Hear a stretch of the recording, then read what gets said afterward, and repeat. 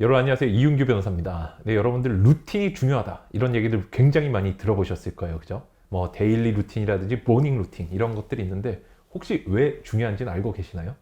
우리 사람이 한 번에 생각할 수 있는 일의 개수가 옛날의 이론과는 다르게 최근에는 2개에서 3개밖에 안 된다.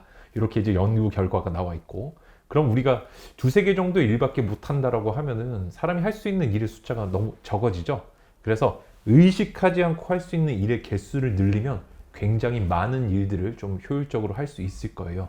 그래서 의식하지 않고 뭔가를 하는 거를 자동화 내지는 절차화라고 하고, 그게 행동으로 나타난 것들, 이게 인지심리학 용어인데 행동으로 나타나는 거 이제 습관이라고 할 수가 있어요. 루틴이라는 건 말하자면 습관들을 연쇄적으로 좀 연결시켜 놓은, 말하자면 습관의 고리라고 할 수가 있습니다. 그래서 우리가 습관들이 이렇게 집단을 이뤄 가지고 뭔가 내가 생각하지 않아도 자동으로 뭔가가 되고 있다라고 한다면, 우리가 자기 전에 뭔가 컴퓨터한테 작업을 시켜놓고 이렇게 자면 아침에 일어나 보면 굉장히 뭐 많은 것들이 돼 있잖아요. 그런 느낌이라고 생각해 주시면 돼요. 내가 뭔가 의식하지 않았는데 생산적인 일을 내 몸이 알아서 하고 있는 상태, 요게 루틴을 만든다라는 개념 기억을 해 두시면 좋겠어요. 제가 그래서 이제 세상을 바꾼 세계적인 천재들의 루틴을 한번 조사를 해봤습니다. 여러분들께 이거 참고 좀 말씀을 드리고, 그 다음에 수험생 분들이나 또는 직장인 분들께 좀 도움이 되는 루틴, 제가 생각하는 거 소개를 해드리도록 할게요. 일단은 칸트, 여러분들이 잘 아시는 칸트, 이 사상의 어떤 굉장한 높은 지위를 가진 분인데, 철학가죠, 그죠? 이분 같은 경우는 칸트형 루틴이라 그래가지고 이제 일본에서는 부르는 용어인데, 오전에 모든 일을 끝내요. 굉장히 일찍 일어나서 오전에 모든 일 아웃풋을 좀 해놓고, 현대인들 우리의 삶은 어떻죠? 오전에 일단 스마트폰 보고 신문 보고 뉴스 보고 뭐 메일 보고 이렇게 해서 인풋을 시작하는데, 이 칸트는 아침에 아웃풋을 한다고 합니다. 지피를 오전 중에 끝내고 점심 또 아주 간단히 먹어요. 아침을 거의 안 먹고, 그 다음에 이제 오후가 되면은 산책을 해요. 한 2시간 정도 이렇게 천천히 걸어 다니면서 사색을 하는 거죠. 생각을 정리를 해보는 거죠.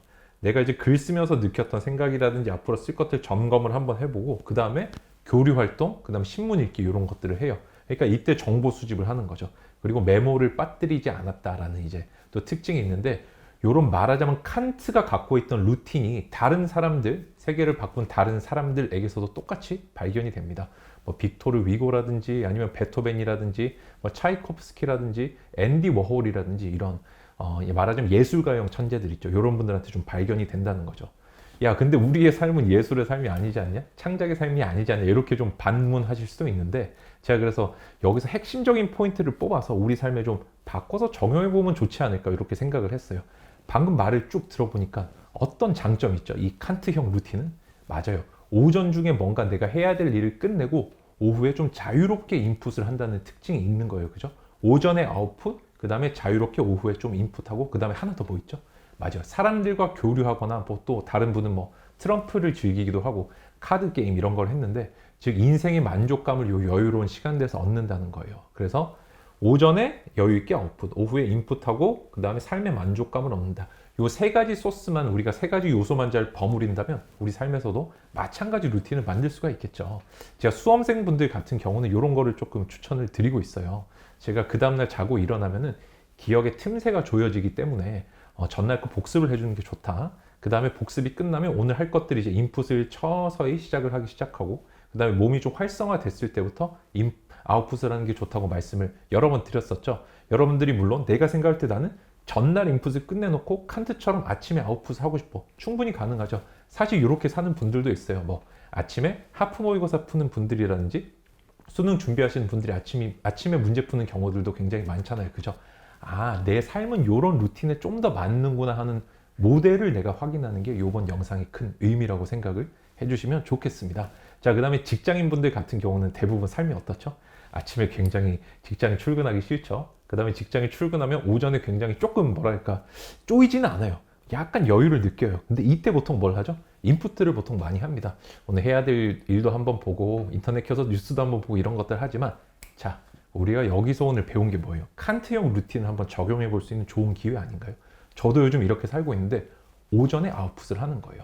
어디 내야 되는 사업 계획서라든지 보고서라든지, 또는 저는 책을 또 쓰니까 집필 활동 같은 거를 저는 일어나자마자 그 자리에서 보통 컴퓨터로 처리를 합니다.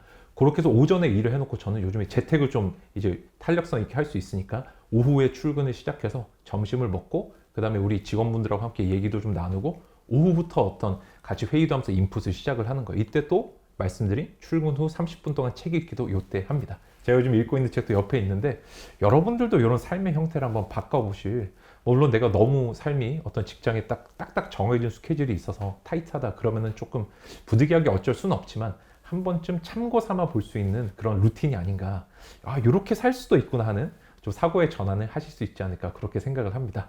여러분들께 오늘 제가 루틴의 중요성 설명을 드렸는데 이런 세계적인 천재들도 물론 자신에게 맞는 루틴이지만 어떤 이 작은 루틴들이 모여서 세상을 바꾸는 위대한 업적들을 만들어냈어요.